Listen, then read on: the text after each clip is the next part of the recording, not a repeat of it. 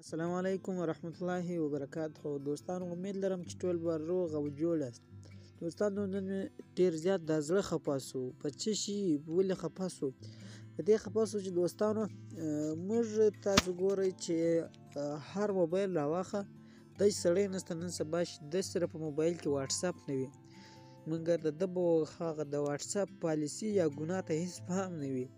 نو هغه کومه طریقه ده دوستانو، زه اوس تاسو ته په ثبوت سره درښیم. ښه، ما واتساپ کلاو کړو، اوس دا د یو سړي نمبر ته زه ورلم یا ګروپ ته زه ورلم. اوس دلته تاسو وګورئ دوستانو، د سکرین تاسو ته ښکاري چې په دې کې څه حیوانان شته. دلته ورته وګورئ، سوچ ورته وکړئ، په دې کې څو رقم حیوانان شته. نو زه اوس د دې یو سکرین شاټ اخلم. ښه، اوس دا سکرین شاټ زه تاسو ته درښیم. زه راځم ګیلري کولاوم د دې زه اوس دا سکرین شاټ را زوم کوم. دوستانو د ثواب دپاره دا ویډیو زه جوړوم، نورو ګردو ملګرو ته واستوئ، طریقې ور وښایئ. زه دا را زوم کوم، دلته وګورئ دا حیوان دی، په دې باندې موږ د قرآن شریف آیاتونه استوو. ښه، دا سپی دی کوچک، ورته وګورئ، په دې موږ د قرآن شریف آیاتونه استوو. کوګری دی، دا حیوان دی، دلته ورته وګورئ، په دې موږ د قرآن شریف آیاتونه استوو. نو دوستانو دلته نور دغسې حیوانان شته چې زما په خبرو خفه نه شئ. نو ډېر زیات مې په دا طریقه خوابده شوه چې ځکه موږ پښتنو ته هېڅ دا پته نه ولګېدله چې دا څونه غټه پالیسي ده. که ټلګرام ته ورشئ، په ټلګرام کې شته. نو باید چې موږ هر کار ته دغسې سوچ ولګوو چې په دې کې زموږ ګټه ده که تاوان دی. اوس دا د بار ملک دا واتساپ والا دا پالیسي ده چې په دغه طریقه اوس مسلمانان غولوي. نو دوستانو نور وخت نه اخلم، کوچنۍ ویډیو درته جوړوم، تر څو وخت راسه اوږد نه شي. د نور ملګرو سره یې شریکه کړئ خامخا دا خبره او دا ویډیو، تر څو هر مؤمن مسلمان به دغه خبر شي دا واتساپ دغه تصویر بدل کړي. دا څنګه بدلیږي دوستانو؟ که چیرې تاسو هلته ورشئ واتساپ ته، د ګرد واتساپ ته غواړئ چې بدل کړئ، راپسې به دغه 3 ټکو به کلیک وکړئ، بیا به په سیټینګز باندې کلیک وکړئ. ښه، سیټینګز ته راغلاست، دلته به بیا راشئ دې ته. ښه، دې ته چې راغلاست چټس ته، نو دلته به دوستانو وال پیپر دوم اپشن دی، په دې به کلیک وکړئ. اوس دوستانو په دې هسې به داسې کلیک ور باندې وکړئ. دغه ځای چې تاسو ته ښکاري دوستانو، دا په دغه کې یو هم مه پردروئ، ځکه چې دا مازې رنګونه بدل دي، سره جدا دي، خو هغه حیوانان په ګردو کې شته. زه تاسو ته درښیم، دلته ورته ګورئ، په هغه ګرده پکښې ده. نو دلته د ځانه ډېر ښایسته او ښکلي بیکګراونډونه پکښې وګورئ دوستانو. په دغه بیکګراونډو زموږ واتساپ چې دی هغه چارج هم دونه نه خوري.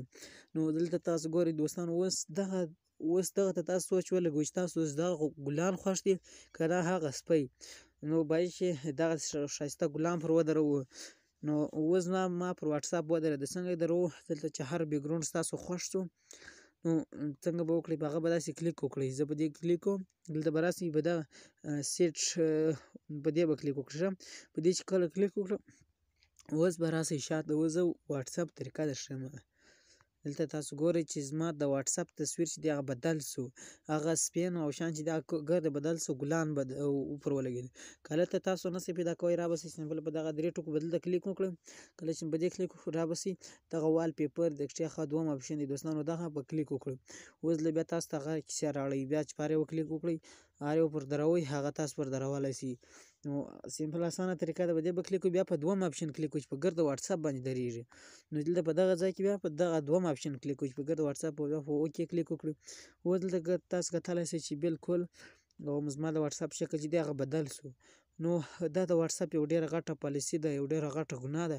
په دې موږ د قرآن شریف آیاتونه استوو. که زه تاسو اوس ګروپان در ښکاره کړم، د جمعې په شپه باندې په زرهاوو د درود شریف سټیکران استول کېږي، درود شریف استول کېږي، ښایسته تقریرونه استول کېږي. نو دوستانو زما د ویډیو څخه غلطه معنا ونه باسئ. نو دا طریقه خامخا نور دوستانو ته وباسئ چې دا د واتساپ او د ټلګرام وال پیپر یعنې دغه تصویر بدل کړي. اوس ته وګوره دا څومره ښایسته خوند ورسره کوي، سړي د میسج زړه غواړي. نو هغه بدل کړي. نور وخت مو نه اخلم، ما ته اجازت راکړئ در بلې ویډیو په خپلو دعاګانو کې مې یاد ساتئ. نو دوستانو زموږ چینل در سره سبسکرایب کړئ، ځکه چې هر ورځ به دغسې په دغه توانو تاسو خبرېږئ. څنګه بیا سبسکرایب کوئ؟ که تاسو تر اوسه په دغه زموږ په چینل کې نه یاست، نو دغه ویډیو چې تاسو ګورئ، دلته کښته تاسو کتلی سئ چې سبسکرایب بټن لیکلی دی، سبسکرایب لیکلی دی. بیا به په دغه چې سبسکرایب پر ول، بیا به دا ګنټۍ نښان به کلیک وکړئ، بیا په آل باندې کلیک وکړئ. بیا کوم چې تاسو کوم ویډیو لایک کوئ، دغه لایک دی، په دې به کلیک وکړئ. ښه، نو که کومه پوښتنه لرئ هغه دلته دغه کمنټ ته په دې کلیک کولو تاسو پوښتنه لیکای سئ. نو نور وخت مو لا ښه. وسلام.